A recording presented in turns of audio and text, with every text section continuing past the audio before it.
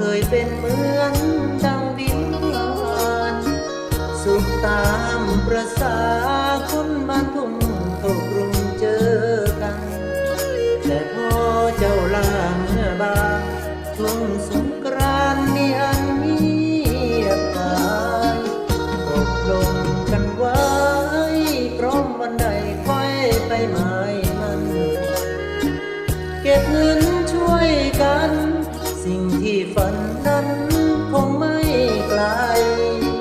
เดินผ่านครึ่งวังน้องจะพังมันแล้วหรือไรทุกวันอ้ายเริ่มหวั่นไหวหรือเจ้าจริงใจเพราะอ้ายลำเพียรผ่านร้านเซเว่น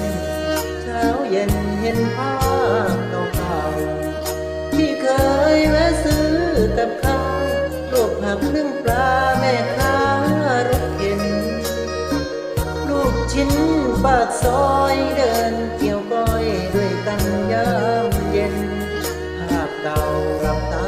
ยังเห็นแต่เดี๋ยวนี้เป็นเพียงฝันเลื่อนลอยความฝันน้อยๆอ้ายยังคอยน้องมาสานต่ออย่าทิ้งให้รอบางน้อทำไมให้คอยแม่บังคับแต่งงานหรือทางบ้านกีดกันน้องปล่อยเศร้าข้ามไม่คิดน้ำจ้อยยังเฝ้าคอยน้องที่ซอยเดิม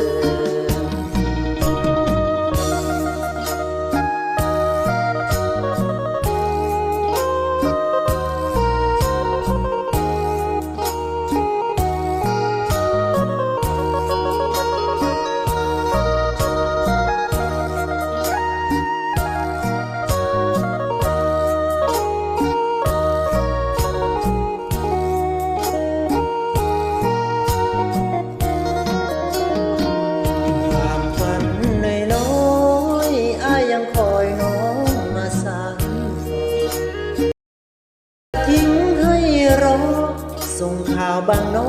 ทำไมให้คอยแม่บังคับแต่งงานหรือทางบ้านกีดกันน้องปล่อยเศร้าข้ามไม่คิดน้ำจ้อยยังเฝ้าคอยน้องที่ซอยเดิมอย่าพังความหวังคอยเริ่มรีบกลับมาเติมฝันเราให้